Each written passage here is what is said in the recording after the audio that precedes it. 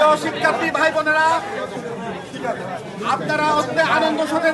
জানাচ্ছি যে আমরা রাজশাহী বিশ্ববিদ্যালয় ছাত্রদলের পক্ষ থেকে এই রাজশাহী বিশ্ববিদ্যালয়ের ছাত্রদলের সাবেক সাধারণ সম্পাদক,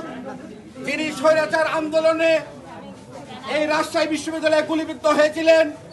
এবং এই রাজশাহী বিশ্ববিদ্যালয়ের শিক্ষার্থীদের ভোটে রাষ্ট্র নির্বাচিত হয়েছিলেন, সেই মজলুম জননেতা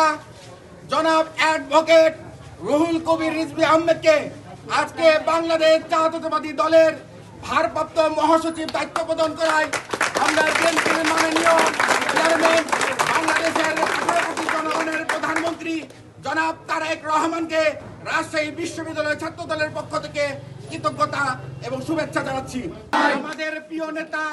আমাদের অভিভাবক, যার রাজশাহী বিশ্ববিদ্যালয়ের আন্দোলন সংগ্রামের মাধ্যমে রাজশাহী বিশ্ববিদ্যালয়ের ছাত্র দলের বীজ বপন করেছিলেন, তার উত্তরসূরি হিসাবে আজকে রাজশাহী বিশ্ববিদ্যালয়ের শিক্ষার্থীদের জন্য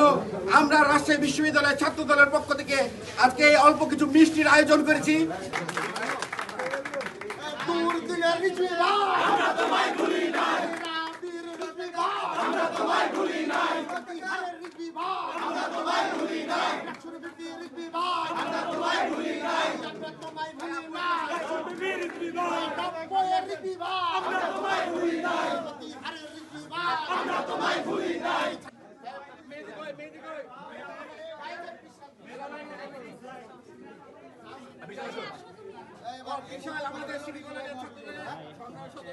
এই মুহূর্তে খবর